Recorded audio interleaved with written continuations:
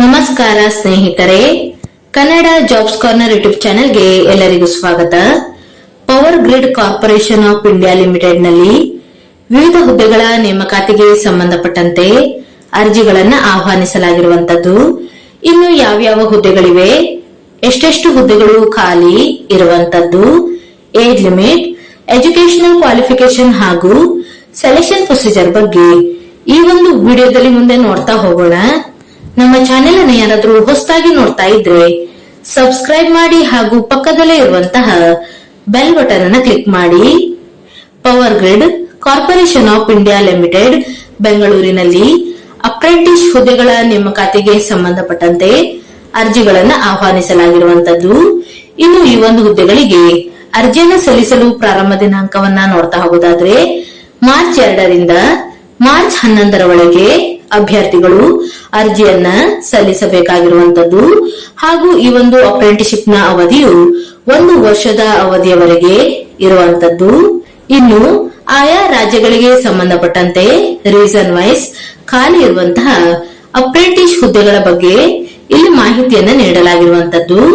ಇನ್ನು ನಮ್ಮ ಕರ್ನಾಟಕದ ಅಭ್ಯರ್ಥಿಗಳಿಗೆ ಸೌತರ್ನ್ ರೀಸನ್ ನಲ್ಲಿ ಎಷ್ಟೆಷ್ಟು ಹುದ್ದೆಗಳು ಖಾಲಿ ಇದೆ ಅಂತ ನೋಡ್ತಾ ಹೋಗೋದಾದ್ರೆ ಡಿಪ್ಲೊಮಾ ಇಲೆಕ್ಟ್ರಿಕಲ್ ಅನ್ನ ಮಾಡಿರುವಂತಹ ಅಭ್ಯರ್ಥಿಗಳು ಈ ಒಂದು ಅಪ್ರೆಂಟಿಸ್ಶಿಪ್ಗೆ ಅರ್ಜಿಯನ್ನ ಸಲ್ಲಿಸಬಹುದಾಗಿರುವಂತದ್ದು.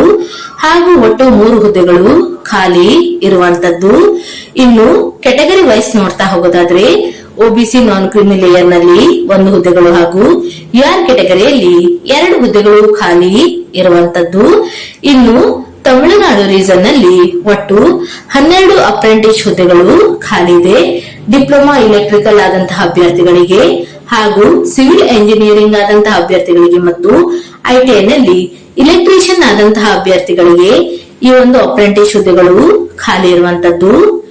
ಇನ್ನು ಟ್ರೈನಿಂಗ್ ಲೊಕೇಶನ್ ಬಗ್ಗೆ ನೋಡ್ತಾ ಹೋಗೋದಾದ್ರೆ ನಮ್ಮ ಕರ್ನಾಟಕದ ಅಭ್ಯರ್ಥಿಗಳಿಗೆ ತುಮಕೂರು ಹಾಗೂ ನರೇಂದ್ರ ಈ ಒಂದು ವಿಭಾಗದಲ್ಲಿ ಟ್ರೈನಿಂಗ್ ಅನ್ನ ನೀಡಲಾಗುವಂತದ್ದು.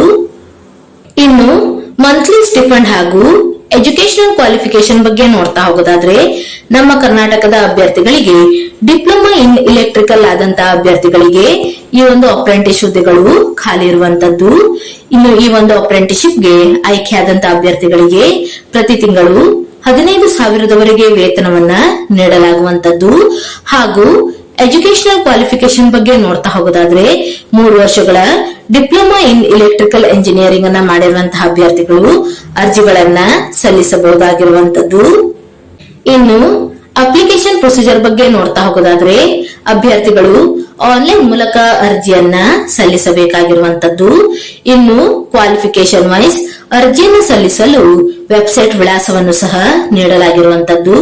ಇನ್ನು ಮೊದಲನೇದಾಗಿ ಐಟಿಐ ಇಲೆಕ್ಟ್ರಿಷಿಯನ್ ಆದಂತಹ ಅಭ್ಯರ್ಥಿಗಳಿಗೆ ನೋಡ್ತಾ ಹೋಗೋದಾದ್ರೆ apprenticeshipindia.gov.in ಈ ಒಂದು ವೆಬ್ಸೈಟ್ ಮೂಲಕ ಅಭ್ಯರ್ಥಿಗಳು ಆನ್ಲೈನ್ ಮೂಲಕ ಅರ್ಜಿಯನ್ನ ಸಲ್ಲಿಸಬೇಕಾಗಿರುವಂತದ್ದು.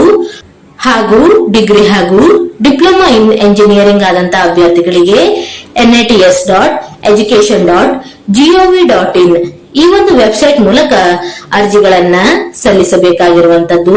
ಇನ್ನು ಸೆಲೆಕ್ಷನ್ ಪ್ರೊಸೀಜರ್ ಬಗ್ಗೆ ನೋಡ್ತಾ ಹೋಗೋದಾದ್ರೆ ಅಭ್ಯರ್ಥಿಗಳಿಗೆ ಎಕ್ಸಾಮಿನೇಷನ್ ಇರೋದಿಲ್ಲ. ಅಭ್ಯರ್ಥಿಗಳು ತಮ್ಮ ಒಂದು ಅಕಾಡೆಮಿಕ್ ಇಯರ್ ನಲ್ಲಿ ಪಡೆದುಕೊಂಡಿರುವಂತಹ ಅಂಕಗಳ ಆಧಾರದ ಮೇಲೆ ನೇಮಕಾತಿಯನ್ನ ಮಾಡಿಕೊಳ್ಳಲಾಗುತ್ತದೆ. ಹಾಗೂ ಅಭ್ಯರ್ಥಿಗಳನ್ನ ಆಯ್ಕೆಯಾದಂತಹ ಅಭ್ಯರ್ಥಿಗಳಿಗೆ 1:5 ರೇಷಿಯೋದ ಆಧಾರದ ಮೇಲೆ ಡಾಕ್ಯುಮೆಂಟ್ ವೆರಿಫಿಕೇಶನ್ಗೆ ಕರೆಯಲಾಗುವಂತದ್ದು. ಹಾಗೂ ಆಯ್ಕೆಯಾದಂತಹ ಅಭ್ಯರ್ಥಿಗಳಿಗೆ ಇಮೇಲ್ ಮುಖಾಂತರ ಮಾಹಿತಿಯನ್ನ ತಿಳಿಸಲಾಗುವಂತದ್ದು. ಇನ್ನು ಆಸಕ್ತ ಮತ್ತು ಅರ್ಹ ಅಭ್ಯರ್ಥಿಗಳು ಈ ಒಂದು ಅಪ್ರೆಂಟಿಸ್ಶಿಪ್ಗೆ ಅರ್ಜಿಯನ್ನ ಸಲ್ಲಿಸಬಹುದಾಗಿರುವಂತದ್ದು. ಇವಿಷ್ಟು power grid corporation of India limited ನಲ್ಲಿ ಕರೆಯಲಾದಂತಹ ಅಪ್ರೆಂಟಿಸ್ ಹುದ್ದೆಗಳ ನೇಮಕಾತಿಗೆ ಸಂಬಂಧಪಟ್ಟಂತಹ ಮಾಹಿತಿಯಾಗಿರುತ್ತದೆ. ಈ ಒಂದು ವಿಡಿಯೋ ನಿಮಗೆ ಇಷ್ಟವಾಗಿದ್ದಲ್ಲಿ ಒಂದು ಲೈಕ್ ಮಾಡಿ, ಶೇರ್ ಮಾಡಿ ಹಾಗೂ ಸಬ್ಸ್ಕ್ರೈಬ್ ಮಾಡಿ. ಜೊತೆಗೆ ಪಕ್ಕದಲ್ಲೇ ಇರುವಂತಹ ಬೆಲ್ ಬಟನ್ ಅನ್ನು ಕ್ಲಿಕ್ ಮಾಡಿ.